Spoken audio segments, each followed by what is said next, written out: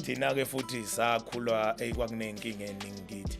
ngoba abaningi mina abantu ababethe izulu mosha hip hop wena wakwambona apho umrapper okhuluma lezi zinto okhulumayo